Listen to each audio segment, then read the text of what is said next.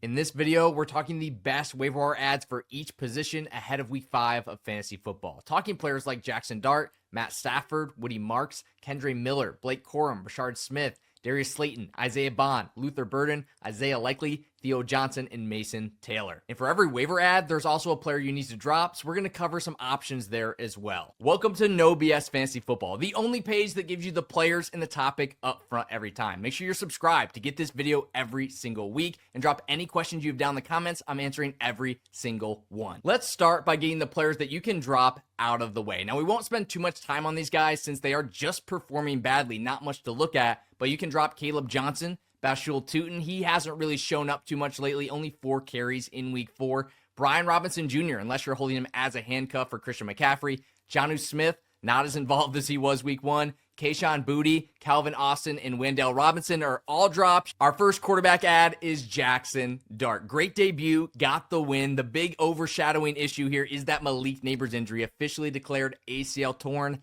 out for the season. We'll have to see if they change that turf to grass. They are changing it for the World Cup. We'll see if they keep it next year and try to reduce some of those unfortunate injuries. But let's look at Jackson Dart's game log here. 111 pass yards, not too great there, but 54 rush yards and a rushing touchdown. That's where he can bring the good weekly value. I don't know if he's going to be a consistent option. This was his first game. Not too many pass yards. He absolutely needed that rushing touchdown to save the week. Also had a huge run called back due to a holding. This is a guy that can run on a weekly basis, can bring some good weekly rushing upsides. He may be inconsistent. If you're in desperate need of a quarterback, this is the only guy in the waivers that may be able to save your season. Matt Stafford is also available in 59% of leagues, and he had a great week 4. It so happened that they didn't have a ton of rushing touchdowns. They had a lot of passing touchdowns, 3 passing touchdowns. Puka Nacua scored, Tutu Atwell had that huge touchdown as well. The schedule, it's not too easy, especially when we get to the playoffs. They play Arizona, who they're going to run all over. They play Detroit, who's been improving each and every week. And they play Seattle, who they're probably going to try to run against as well. And Seattle's got a pretty strong defense. They've been looking great so far. So not the best fantasy football playoff schedule, but if you do need someone for a bye week, you might as well scoop him up because someone's about to. Week 5, the bye start this week. Someone's about to scoop this guy up. So just add him to your team now to make sure you have a good backup come that bye week. Now for our top running back ad of the week, available in 63% of leagues, is Woody Marks. I was writing his name down at just the start of the game before he even scored a touchdown. Now he's not going to be an easy guy to get off waivers. Then he scored again. He's definitely going to be the top ad of the week. You're going to have to spend big fab, but I think he's worth it. We look at the rush attempts, 17 rush attempts. He had 5 targets as well, 2 touchdowns. He just looks better than Nick Chubb. Woody Marks, definitely the top running back ad, but I've got a couple more guys for you that are available in a lot of leagues. Like Kendre Miller, available 97% of leagues. He had an amazing week 4. Honestly, Alvin Kamara better watch out because Kendre Miller is coming for that RB1 job. We look at the rushing opportunities here. He had 11 rush attempts, a little bit less than Kamara, but he was more efficient. And he had the touchdowns. As he progresses throughout the season, especially with their schedule, they have a couple hard games on here, but in the fantasy football playoffs, they play Carolina,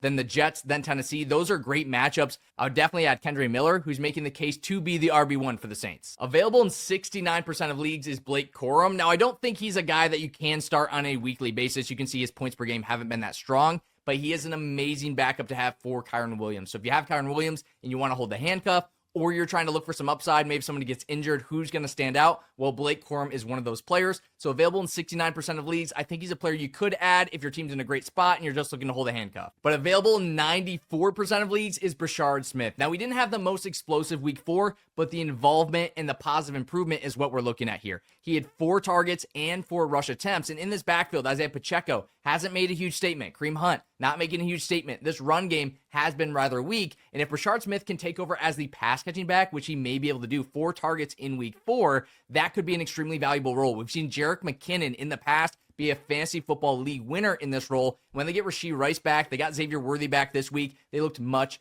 better. This is a team that's going to be scoring a lot of touchdowns. So Rashard Smith, if you have room on the bench, if you have room to hold somebody and let them develop, Rashard Smith is a great ad. On to the wide receivers. We've got Darius Slayton, who's available in 95% of leagues. And with Malik Neighbor injury, he will step into that downfield role. Now, I don't think it's going to be extremely valuable. Jackson Dart, like we looked at earlier, only had 111 pass yards in that entire game, but still Darius Slayton should start to see a lot more volume than he had before. He's available in 95% of leagues. So if you lost Neighbors, it's obviously not going to be a great replacement, but it is a replacement, someone that you can try to put in your starting lineups. 97% available is Isaiah Bond. He made some great plays week 4 against the Lions. And Cedric Tillman, the downfield wide receiver for the Browns, went down with a hamstring injury. With 6 targets, 3 receptions, some good big playability. I think Isaiah Bond is another guy. If you can wait, if you can hold someone on your bench and wait for them to develop, Isaiah Bond could be a good option. Moving on to the tight end position, Isaiah Likely, available in many leagues. We'll go to last year's numbers,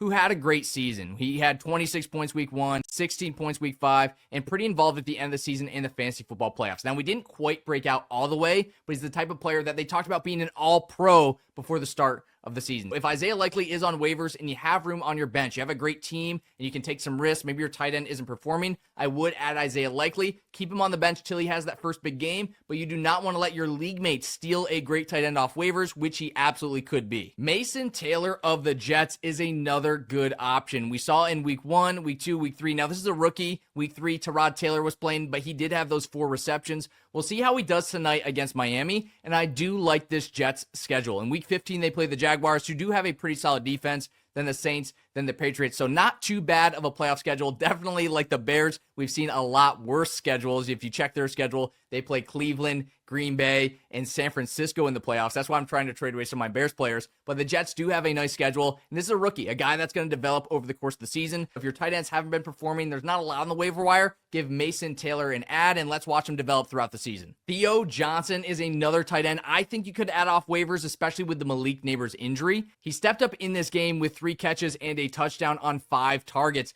That kind of volume could be something he sees each week. Having red zone work definitely doesn't hurt for tight end as well. With Malik Neighbors unfortunately leaving the offense, Theo Johnson could be a good, reliable safety blanket for Jackson Dart that could bring good fantasy value. Those are your no BS waiver ads for week 5. Now, our next video will be the top 10 kickers for week 5 and the top 10 defenses for week 5 with waiver wire ads included. So make sure you hit the subscribe.